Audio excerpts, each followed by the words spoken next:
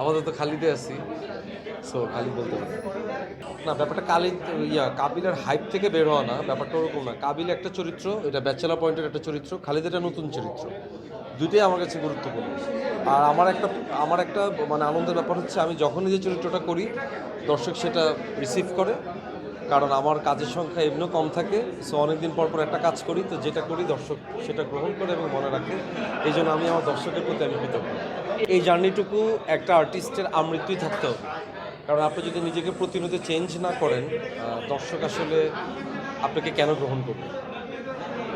গত ঈদে আমি একটা কাজ করছিলাম শেষমেশ, ওই ঈদে আরেকটা কাজ করছিলাম আমি এভাবে ফিরে আসা যায়, দুইটা দুই ধরনের গল্প। এবার ঈদে একটা করতেছি খালিদ, আরেকটা করতেছি হোসেনের গল্প, দুইটা দুই ধরনের গল্প। So, আমার কথা আপনি বেশি করার দরকার নেই, অল্প করেন, কিন্তু যেটা করবেন ওইটা আসলে প্রপারলি করতে হবে। হ্যাঁ, দেখলাম দর্শকদের অনেক মানে অনেক আবেগপ্লুত হয়ে গেছে, অনেক দর্শক দেখলাম। সো ভাল লাগলো যে এই ধরনের কন্টেন্টগুলো আমাদের দেশে এখন হচ্ছে। দেখেও খুব ভালো লাগলো। এটা ডিরেক্টর জানে ভাই, আমি জানি না। আসলে আমার কাজ হচ্ছে হাউস সুইটে অ্যাক্টিং করছি, দ্যাটস ইট। এখন ডিরেক্টর জানে যে সে আসলে বিপি 5টা কী করবে। এইটাই মানে অমিবার কাজে তো সবসময় একটা থাকে না, যে একটা গ্র্যান্ড ব্যাপার থাকে আর কি, তো সেটাই সে করছে। এবং হয়তো আমার সামনের কাজে সে আবার এইটার থেকেও নিজেকে আবার ছাড়াই যাবে। ব্যাপারটা হচ্ছে যে আমি আবারও বলতেছি, দুইটা দুই ধরনের চরিত্র, একটা খালি, একটা কাবিলা।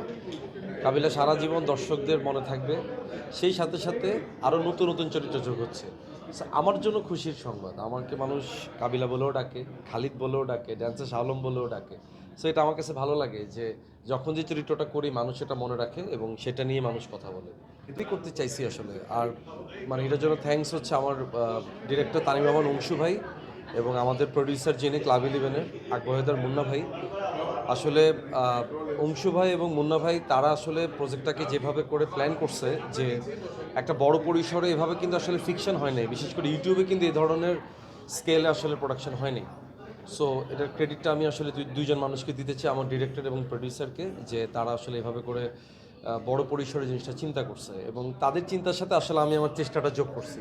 তো এই সব কিছু সংমিশ্রণে আসলে খালি দর্শকের মনে থাকে, কারণ এমনিও কাজ কম, তার উপরে ধরেন যে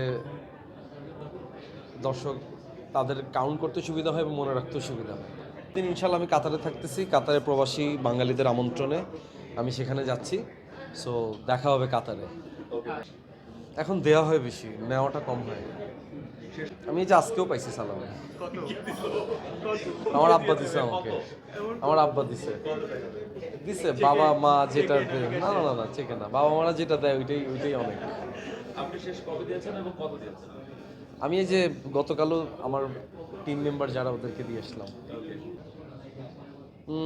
কোয়ার্টিস্ট একদম নিজেদের মানুষজন যারা, তাদেরকে হয়তো গিফট করছি, কিন্তু সালামি ওরকমভাবে টাকা দিয়ে নেই, হয়তো গিফট করছি তাদের। মানে শুভকামনা সব কিছুর জন্যই, খালিদের জন্য শুভকামনা, হাউস সুইট, চক্কর এবং অন্যান্য যে সমস্ত সিনেমাগুলো আসতেছে, বরবাদ, জঙ্গি, প্রত্যেকটা সিনেমার জন্য আসলে শুভকামনা। দিন শেষে এগুলো আসলে আমাদের বাংলাদেশেরই কন্টেন্ট। সো দেখলে আমাদের বাংলাদেশের দর্শকরা দেখবে, আমাদের বাংলা ভাষাভাষী মানুষেরা দেখবে। সো আমাদের কন্টেন্ট যত বেশি হবে তত বেশি আসলে আমাদের ইন্ডাস্ট্রির জন্য ভালো। সময় আসুক, মানে ওইটা তো আসলে হঠাৎ হুট করে হয় না, এটা একটা প্রিপারেশনের ব্যাপার। মানে সব কিছু মিলে আপনাকে আসলে রেডি হইতে হবে। সো আমার কাছে মানে ইউটিউবে অনেক ফিকশন করছি, এখন ওটিটি করছি, আস্তে আস্তে যদি কখনো সুযোগ থাকে সামনে তখন সিনেমাতেও হয়তো বা করবো। সবাইকে ধন্যবাদ। ঈদে আমাদের কাজগুলো দেখবেন, খালিদ আসতেছে আপনাদের জন্য, আশা করি খালিদ দেখবেন এবং কেমন লাগলো জানাবেন। আপনাদের সবাইকে ঈদ মোবারক। Thank you.